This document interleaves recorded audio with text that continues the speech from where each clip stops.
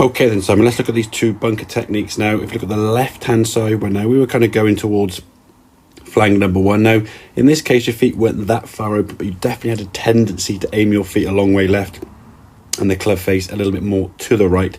The problem with that there is now when you try to swing towards target, you have to sort of swing your arms up. And to do that meant your weight would have to hang back on this back foot. So you can see on this technique now, as the club is kind of going back away quite steep on this angle, now you're kind of swinging the club back on this line, really chopping across the golf ball.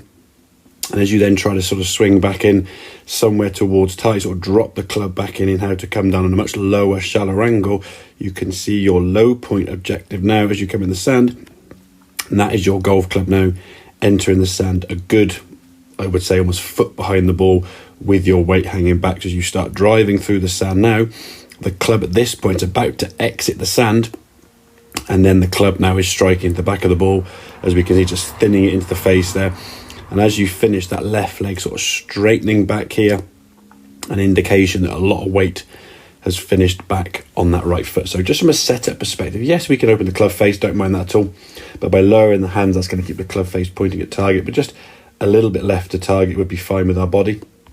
We don't need to be so dramatically open. And then from a swing, we can just focus on keeping that weight forward, and the club itself swinging up and down a plane that's fairly constant. We look sort of halfway back here now, that club really nicely through your right forearm. As we then come back down, the club again really nicely through that right forearm. So we're swinging a very similar kind of angle back and through, which means when we enter the sand, our low point skill is a lot better. We can see the club now entering about 6 inches behind the ball. And as we said, that foot long divot we're looking for, if the golf club now exits a few inches after where the ball was, the ball can now splash up towards target, and a very, very good shot. So we're looking for that kind of, as I said, size 12 divot, with just everything being a little bit more driven towards target, as opposed to in this case where you're on the left hand side, aiming left, club face over here, swinging back here, then trying to swing through here. Just lots of different lines there, all going in varying directions, and just made it really, really tough for you to strike the sand consistently behind the golf ball, resulting in some thin shots, fat shots. And once you get that fear of the ball whizzing across the green, you're definitely going to be taking power off this shot, and that would lend yourself to a few of these shots that were landing on the bank here.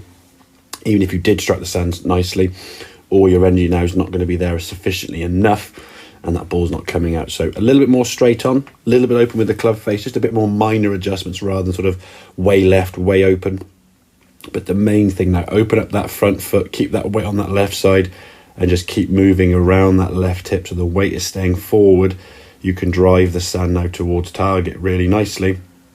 As we saw, hit some very successful bunker shots. So hope the practice paid off after the session.